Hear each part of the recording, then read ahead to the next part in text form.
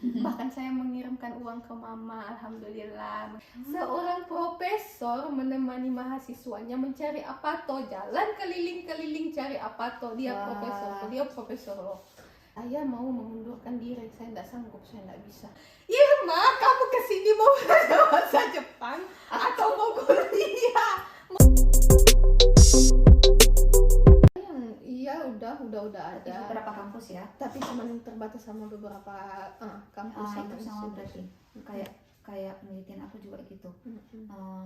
Kayaknya cuma beberapa kampus di Indonesia yang punya. Iya, enggak semua. Ya semangat, semoga Indonesia makin maju gitu ya. Amin. Kemudian culture shocknya yang pertama ketika tinggal di Jepang gimana? Culture shocknya apa ya?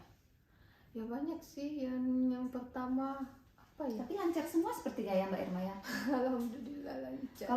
Kalau kita kan cari apato nih, ini kan susah nih cari apato, harus minta uruskan. Kalau saya dulu yang ngurusin kan orang ini ya, orang staf di kantor gitu kan, di Rendai. Kalau Mbak Irma gimana cari apato? Itu yang spesial. Gimana? Betul-betul apa ya, kok Tuhan betul-betul maha baik ya. Dapat sampai sini pun dapat sensei yang baik. Di Indonesia dapat sensei yang baik, sampai di sini pun dapat sensei yang baik. Tahu nyari apa tuh ditemanin sama sensei.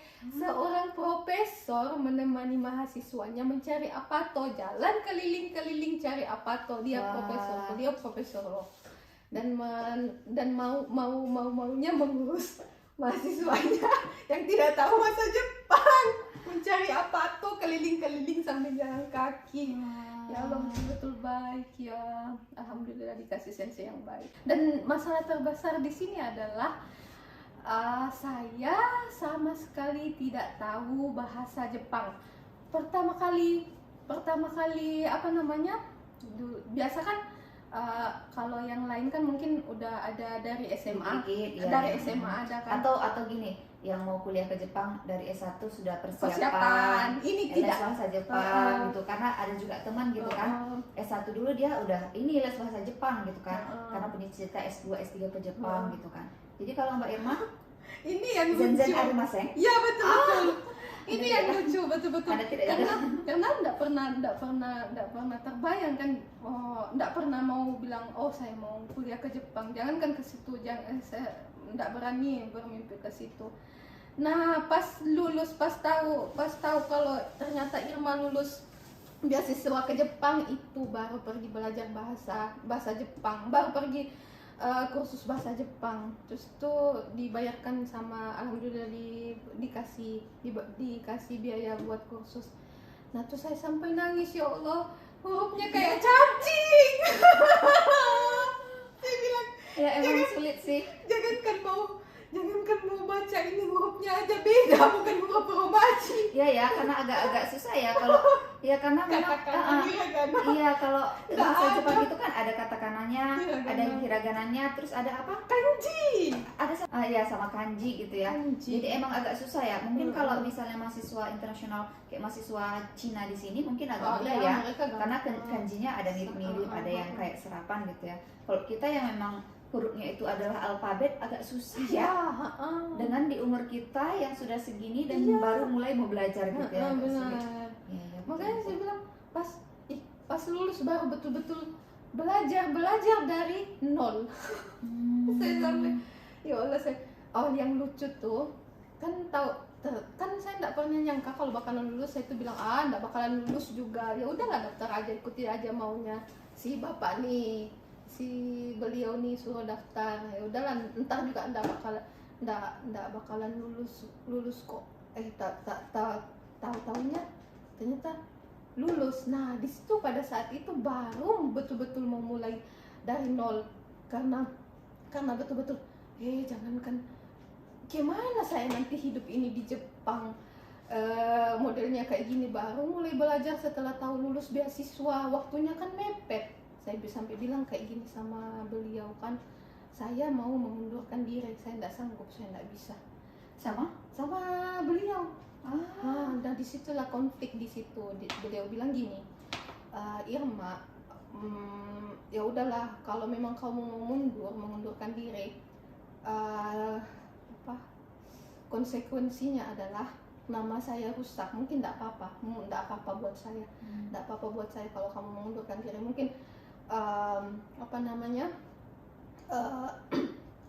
orang Jepang mungkin tidak bakalan menerima rekomendasi lagi dari saya. Mungkin orang-orang setelah kamu, di bawah kamu yang mau meminta rekomendasi dari saya mungkin hilang kesempatannya. Tidak apa-apa, dia bilang saat itu, tidak apa-apa. Cuman yang satu hal yang kamu pertimbangkan, beasiswa ini adalah you to you, university to university. Kalau kamu mengundurkan diri sekarang padahal sudah dinyatakan lulus, terus kamu mengundurkan, kamu bukan cuma merusak nama baik saya, tapi merusak Unhas, Universitas Hasanuddin. Saya betul-betul tertekan. Saya bilang, ya Allah, bagaimana saya nanti di sana, orang bahasanya kayak gini, baru mulai belajar. Terus saya bilang, apa namanya, terus belum lagi naik pesawat ke luar negeri, ke Jakarta saja saya sama teman, maksudnya ke Jakarta saja naik pesawat tidak pernah, ini apalagi ke luar negeri gimana, mana saya sendiri. Pada saat itu saya belum tahu kalau ternyata ada teman saya sendiri. Terus alhamdulillah ternyata dapat kabar, ternyata bukan cuma saya sendiri, ternyata ada 4 orang lagi termasuk Mbak Hasna.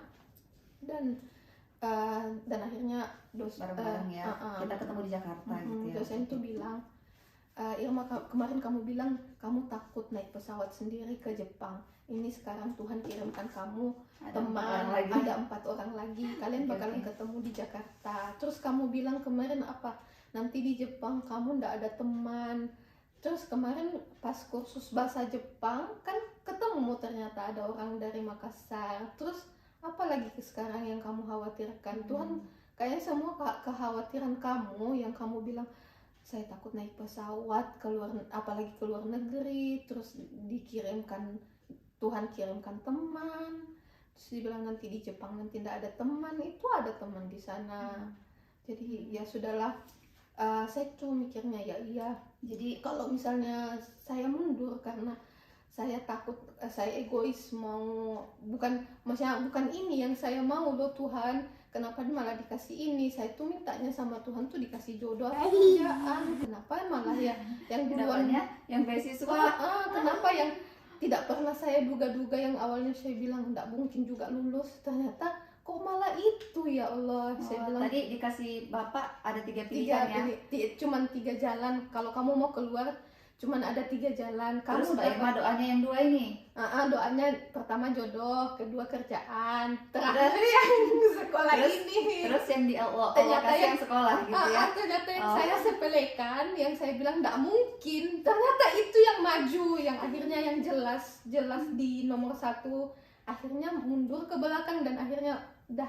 Jadi intinya culture shocknya yang pertama itu sebenarnya masalah bahasa ya. Tapi ternyata mahasiswa Jepang, teman-teman Jepang ini sebenarnya mereka sangat antusias untuk bisa berbicara bahasa Inggris, ya kan? Mereka sangat senang karena di Jepang ini semuanya pakai bahasa Jepang ya kan? Dan lidah orang Jepang juga agak susah menuturkan bahasa Inggris ya kan, karena beda alfabetnya tadi salah satunya. Sebenarnya kalau untuk kita yang kuliah ya, bukan yang bekerja, tapi untuk kita yang kuliah, sepertinya untuk kalau belum bisa bahasa Jepang sih nggak masalah sih, tapi ya sebaiknya kalau bisa sebelum datang sih belajar ya. Itu spesialnya juga kan beasiswa ini kan kita dikasih kuliah bahasa gratis kan. Kalau pas pas semester setelah kita keterima kan ada kelas bahasa Jepang gratis. Bahasa Jepang ya dari kampus ya, untuk persiapan untuk bertahan hidup. Okay. Nah pertama kali tuh yang lucunya tuh, pertama kali kan kita disediakan kelas bahasa kan. Saya bilang kelas bahasa Jepang gratis pula ya. Nah pada saat itu kan kita dites dulu sebelum ngambil mau kelas mana. Nah terus dari pihak kampus ini tuh menawarkan 4 kelas. Nah 4 kelas itu semua saya ambil semua. Terus gimana? Saya marah nggak kira-kira? Soalnya kan kita kalau anak PhD nih ya, kita penelitiannya banyak kan, padat kan di lab kan. Sensei gimana kira-kira? Nah pada saat itu sensei mau menyamakan jadwal Irma, bagaimana kalau misalnya Hari kita ini hari ini, oh sensei saya ada kelas ini, kelas 1, kelas bahasa Jepang 1, hari ini kelas bahasa Jepang 2, kalau hari ini kelas bahasa Jepang 3, terus hari ini bahasa Jepang. Irma, kamu kesini mau belajar bahasa Jepang atau mau kuliah, mau PhD? Itu bahasa Jepang itu cuman untuk bertahan hidup di sini. akhirnya mundur ya. Akhirnya saya batalkan 3 kelas, yang lanjut akhirnya cuma 1 kelas. Saya bilang bahasa Jepang itu cuma buat kamu bertahan hidup di sini, bukan itu prioritas utama kamu ke sini. Prioritas utama kamu ke sini adalah selesaikan studimu. Intinya sensenya baik banget gitu ya. Oke. Terus besaran beasiswa. Kemudian besaran beasiswa. Tapi tunggu dulu. Tapi kalau bagi saya sekarang, kalau dari mendik dari pengalaman saya, trik yang paling yang Ampuh. paling ampuh sekarang buat saya adalah jalur langit. Jalur langit. Iya ya, intinya kita banyak selain kita berusaha, kita banyak berdoa ya. Tapi sebenarnya walaupun kita berdoa, Allah tunjukkan jalan itu, biasanya Allah tunjukkan jalan itu juga memang sesuai orangnya nggak sih? Nggak tahu sih, cuman karena kadang tuh kita mikirnya gini, Tuhan saya mau yang ini, tapi Tuhan kasih yang lain, yang tidak kita inginkan. Tapi ternyata pilihan Tuhan itu ternyata jauh lebih baik dari apa yang kita harapkan sebelumnya. Ya benar. Oke, selanjutnya besaran beasiswa. Cukup nggak untuk biaya hidup di Jepang? Gitu. Oh, mengenai menyebutkan angka ini? Boleh dong, karena kan itu sudah ada resmi ya di website kan. Okay. Di website Max itu udah ada ya. Jangankan untuk single seperti saya, untuk yang berkeluarga saja cukup. Bahkan saya mengirimkan uang ke mama, alhamdulillah, mengirimkan uang ke kampung buat bantu-bantu. Karena gini, kalau di di Jepang ini biaya hidup itu tergantung kota ya. Sama sih kayak di Indonesia ya, biaya di Jakarta dengan misalnya di Medan itu pasti berbeda kan. Iya. Jadi kalau sama kayak di sini juga. Karena ada murid saya dulu, ada juga yang sekarang mahasiswa di Kyoto, itu untuk apartemennya saja itu sampai 60.000 atau 70.000. Jadi besaran beasiswanya juga beda ya? Sama. Oh sama. Cuma palingan beda, ada 2.000 apa 3.000. Oh gitu. Tunjangan penempatan gitu ya, kalau misalnya di daerah yang agak mahal itu ada ditambahin 3.000 yen. Oh gitu. Sementara kalau ditambahin 3.000 yen, tapi biaya hidupnya jauh lebih besar gitu kan. Kalau Mbak Irma gimana? Itu beasiswanya sekitar 145.000 ya kan? Iya. Sebulan gitu ya. Terus kalau biaya hidup sehari-hari itu kira-kira habis paling banyak dan paling sedikit? Paling banyak berapa? Di sini tuh apa ya? Kalau include semua lah, dari internet itu kan semua ya, internet, listrik, gas, apartemen, kemudian juga makan, semuanya. Iya, karena kebetulan kemarin juga sensei suruh hitung biaya hidup seorang muslim di sini, karena kan kebetulan dia ada mahasiswa privat ya, bukan beasiswa, dia butuh info berapa biaya hidup seorang muslim di sini single ya, buat single. Nah, pada saat saya boros-borosnya tuh ya, saya kan kalau misalnya soal makan nggak pernah mikir mau beli ini udah beli. Tapi tuh pesannya dosen saya di Indonesia, kalau ke Jepang tuh jangan, kalau mau belanja jangan dirupiahkan, karena kamu bakalan kelaparan kalau kamu rupiahkan. Ya benar, karena kan tidak sama. Di sini tuh ya bahkan sampai 3 kali lipat ya harganya dari harga di Indonesia. Jadi kalau misalnya kepada saat saya boros-borosnya tuh ya bisa sampai 80.000 yen per bulan. Itu lagi udah boros ya. Itu udah boros. Berarti kalau beasiswanya 145.000 berarti masih sisa sekitar 65.000 ya. Dia bisa ngirim ke orang tua, bantu orang tua, bantu sekolahkan adik. Gitu. Tapi pasti beda ya kalau untuk yang di daerah misalnya katakanlah Kyoto, Osaka, mungkin beda. Nanti coba kita wawancara yang anak-anak Kyoto ya. Karena kan kita di sini di Matsuyama. Ya sekitar itulah 80.000 kalau pas lagi boros-boros. Itu di luar kalau misalnya kalian jalan-jalan ya. Itu biaya hidup. Nah, paling murah Paling murah paling 60 ya, 60.000. Oh, jadi bisa 60 sampai 80.000 ya. Kalau misalnya di data-data statistik itu kan dia 77.000 ya, biaya single per bulan itu ya. Tapi teman-teman yang kayak beberapa teman-teman private student itu malah cerita bisa sampai 50.000 itu bisa. Oh iya benar. Jadi memang tergantung bagaimana kita mengatur uang, kemudian harga apatonya itu juga yang mempengaruhi. Kemudian ada nggak hal kesulitan yang dialami selama di Jepang terkait identitas Mbak Irma sebagai Muslim? Mulaikah dari baju kah, dari makanan kah, dari ibadah kah, dari kehidupan sehari-hari kah? Ada nggak kendala yang dialami? Ya, kalau baju gimana orang Jepang? Apakah karena ada beberapa negara itu yang Islamophobia kan, kita mau kuliah ke sana juga takut kan? Kenapa? Karena kan kita wanita, kita langsung pakai jilbab jadi langsung kelihatan gitu kan. Kalau di sini gimana? Ada nggak masalah baju gitu?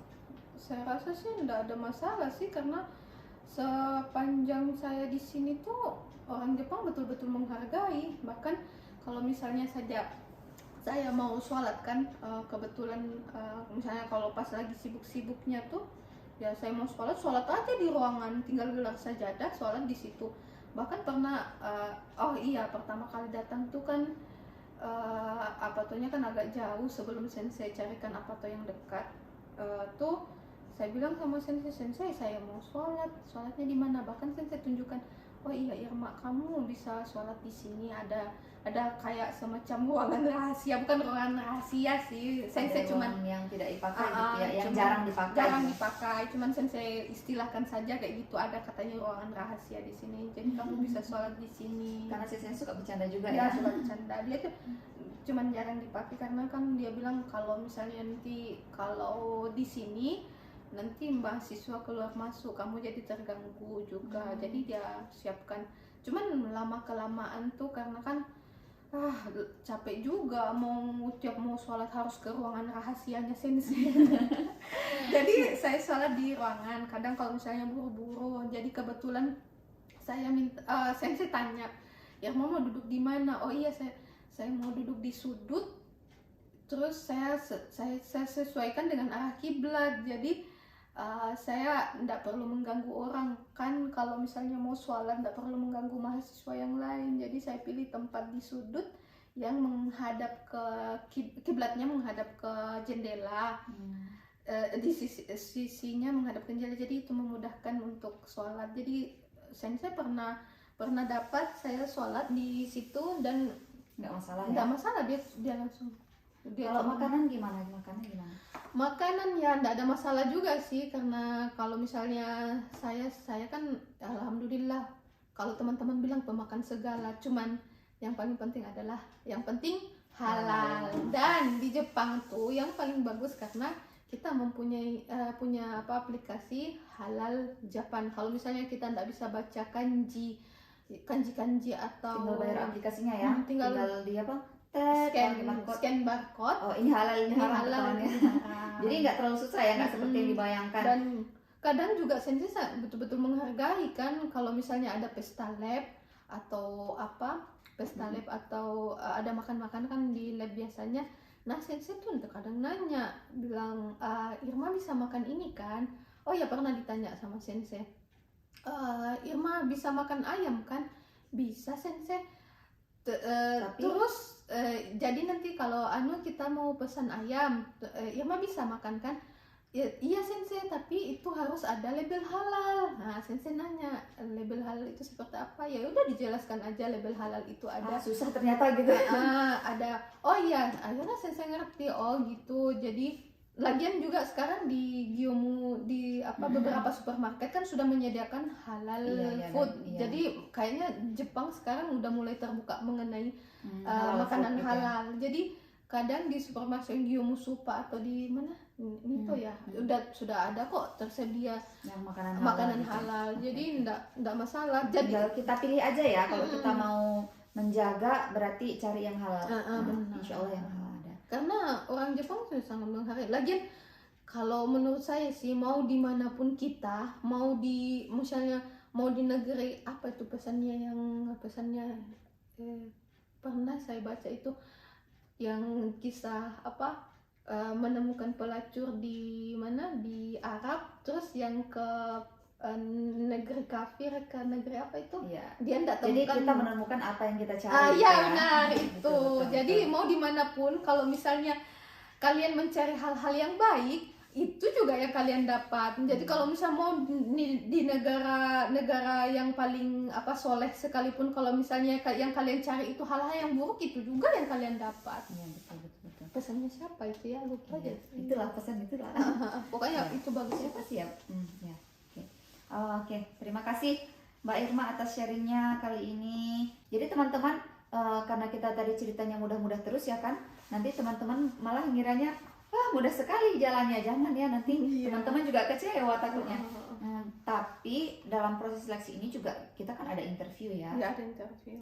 Di interview ini juga akan Sensei bakalan menilai. Sensei akan menilai anak ini gimana orangnya. Kemudian intinya semua Sensei tanya akademisnya gimana, supaya nanti ketika kita datang ke sini Sensei udah tahu harus bagaimana, gitu kan. Oke. Terima kasih sharingnya Mbak Irma.